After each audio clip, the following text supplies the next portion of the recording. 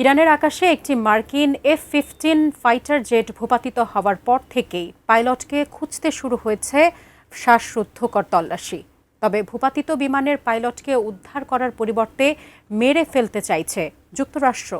এমনই চাঞ্চল্যকর দাবি করছে ইরানি বার্তা সংস্থা তাসনিম নিউজ। বিস্তারিত জানাচ্ছেন তৌফিকুল আশিক।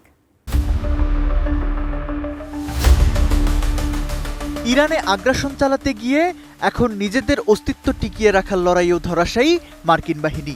পৃথক পৃথক হামলায় যুক্তরাষ্ট্রের দুটি অত্যাধুনিক যুদ্ধবিমান ভূপাতিত করেছে ইরান। সেই বিধ্বস্ত বিমানের নিখোঁজ পাইলটদের উদ্ধারে নেমেও বিপত্তির মুখে পড়ে মার্কিন সেন্ট্রাল কমান্ড। ব্ল্যাক হক হেলিকপ্টার এবং হারকিউলিস 130 উড়োজাহাজ ব্যবহার করে চালানো তল্লাশিতে হেলিকপ্টারটিকে লক্ষ্য করে শক্তিশালী ক্ষেপণাস্ত্র নিক্ষেপ করে ইরান, যা সরাসরি লক্ষ্যভেদে সক্ষম হয়েছে। এরপরই শুরু হয় মার্কিন বাহিনীর search and rescue mission. Drone, satellite আর নাইট ভিশন প্রযুক্তি নিয়ে মার্কিন কমান্ডোরা চষে বেরিয়েছে ইরানের দুর্গম এলাকা। আমেরিকান টেলিভিশন ও রেডিও সম্প্রচারকারী প্রতিষ্ঠান CBS এর সংবাদ বিভাগ বিমানে থাকা একজন পাইলটকে উদ্ধার করার খবর জানালেও বিমানের দ্বিতীয় ক্রু সদস্য বা ওয়েপন সিস্টেম অফিসার এখনও নিখোঁজ। কোয়ালিটি সম্পন্ন আন্তর্জাতিক মানের still bar CSRM, committed for better still. মূলত মার্কিন যুদ্ধবিমানের পাইলটরা রাষ্ট্রের স্পর্শকাতর সব গোয়েন্দা তথ্য জানেন এবং অত্যাধুনিক প্রযুক্তি রপ্ত করেন।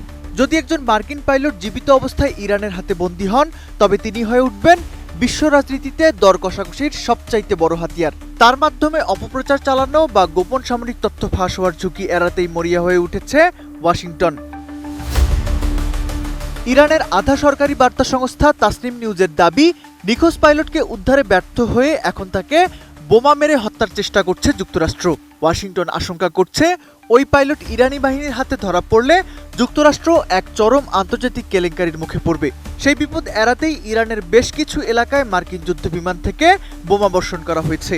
যেখানে পাইলট লুকিয়ে থাকতে পারেন বলে ধারণা করা হচ্ছে, সেখানেই পড়ছে পেন্টাগনের বোমা। পেন্টাগনের এই কৌশলের নাম ডেড সাইলেন্স। স্পর্শকাতর তথ্য যাতে শত্রুর হাতে না যায়, সেজন্য প্রয়োজনে নিজ দেশের সম্পদ বা সেনাকেও ধ্বংস করে দেওয়া হয় এই কৌশলে। তাসনিম নিউজের প্রতিবেদন অনুযায়ী প্রথম পাইলটকে উদ্ধারের যে দাবি আমেরিকা করছে, সেটিও হয়তো বিশ্ববাসীকে বিভ্রান্ত করার একটি অপকৌশল মাত্র।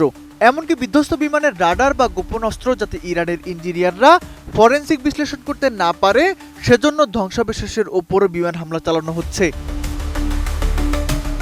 মার্কিন যুদ্ধবিমান ভূপাতিত থেকে শুরু করে পাইলট ও ক্রু নিখোঁজ, সব মিলে কঠিন চাপের মুখে মার্কিন বাহিনী। অন্যদিকে হরমুজ প্রণালী নিয়ে বৈশ্বিক চাপ। নিজেদের অবস্থান টিকিয়ে রেখে ডোনাল্ড ট্রাম্প কিভাবে এই যুদ্ধ থেকে বেরিয়ে আসেন, সেটাই এখন দেখার বিষয়।